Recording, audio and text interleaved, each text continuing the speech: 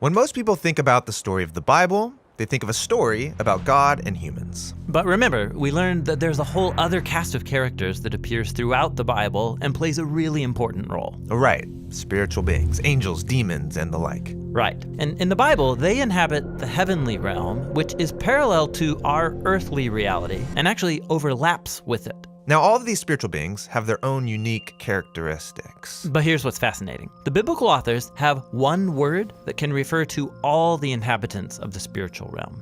In Old Testament Hebrew, the word is Elohim, and in New Testament Greek, it's theos.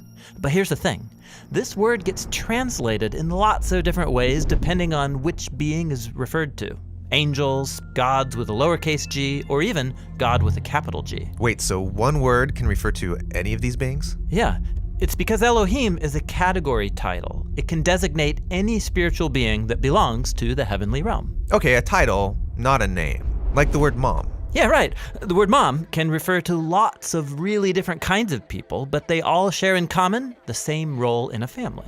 And then let's say a group of brothers and sisters are talking and one says, hey, it's mom's birthday. They're using the title like it's a name.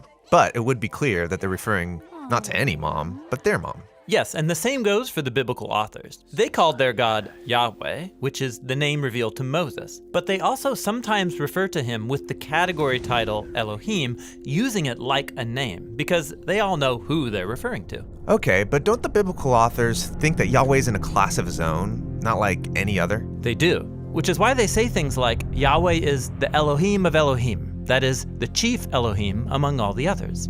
Or they'll say, there's no Elohim beside Yahweh, meaning no other spiritual being compares to him because only he is the ruler and creator of all things. Okay, I'm following, but I thought the Bible taught monotheism, which means there's just one God. Well, the biblical authors are claiming that among all of the spiritual beings out there, only one is the source and creator of all things, including the Elohim. That's biblical monotheism, that one Elohim, Yahweh, is above all other Elohim, that is, the other spiritual beings. Now, with all that said, we are ready to learn more about who these other Elohim are and how they fit into the biblical story.